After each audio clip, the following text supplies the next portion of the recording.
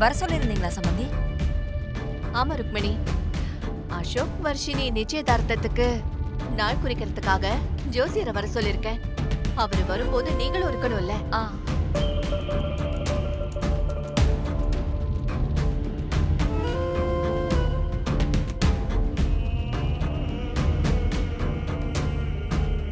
என்ன இருந்தாலும் பெரிய மனுஷங்க தான். என் பொண்ணை நீங்க உங்க பொண்ணு மாதிரி பாத்துக்கிட்டது மட்டும் இல்லாம ஒரு தாயோட இடத்துல இருந்து நீங்க அவளுக்காக யோசிக்கிறது எனக்கு ரொம்ப சந்தோஷமா இருக்கு சம்பந்தி. இப்படி ஒரு குடும்பத்துல வாழ என் பொண்ணு ரொம்ப கொடுத்து வச்சிருக்கணும். இல்லம்மா, வர்ஷினி எங்க வீட்டு மருமகளை வரதுக்கு நாங்க தான் கொடுத்து வச்சிருக்கணும். சரியா சொன்னீங்க.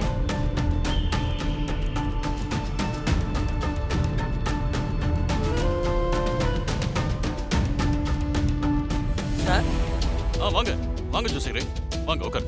வணக்கம். உட்காரு. வணக்கம் சார். வணக்கம்மா. வணக்கம். சொல்லுங்க சார். ஐயா, எங்க பையனுக்கும் அவங்க பொண்ணுக்கும் நிச்சயம் பண்ணலாம் நினைச்சுக்கிட்டு இருக்கோம்.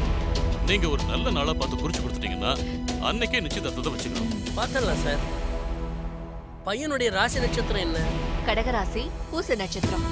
உன்னுடைய ராசி நட்சத்திரம்? சிம்ம ராசி, மகா நட்சத்திரம். சரிம்மா, பார்த்துடலாமா?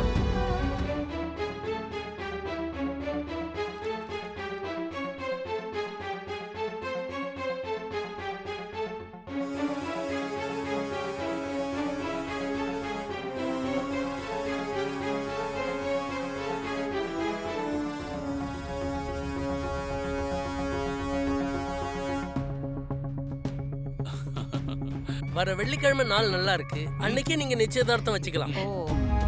ரொம்ப நன்றி ஜோசியரே. அப்ப நான் வரேங்கம்மா. சரி. என்ன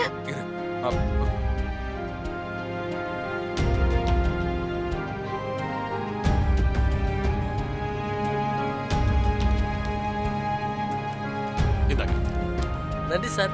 நான் போயிட்டு வரேன் சார்.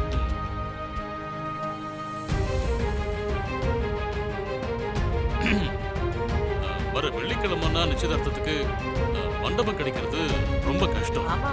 சோ இப்போதைக்கு நம்ம வீட்லயே சிம்பிளா நிச்சயம் பண்ணிக்குவோம். கல்யாணத்தை வேணா அப்படியே தடபுடலா பண்ணிடலாம்.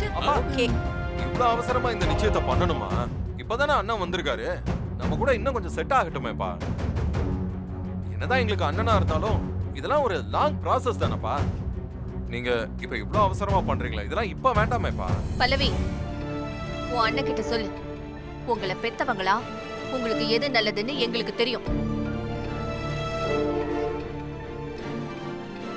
அப்பா சொன்னதுதான் அப்படின்னு சொல்லு அவன்கிட்ட.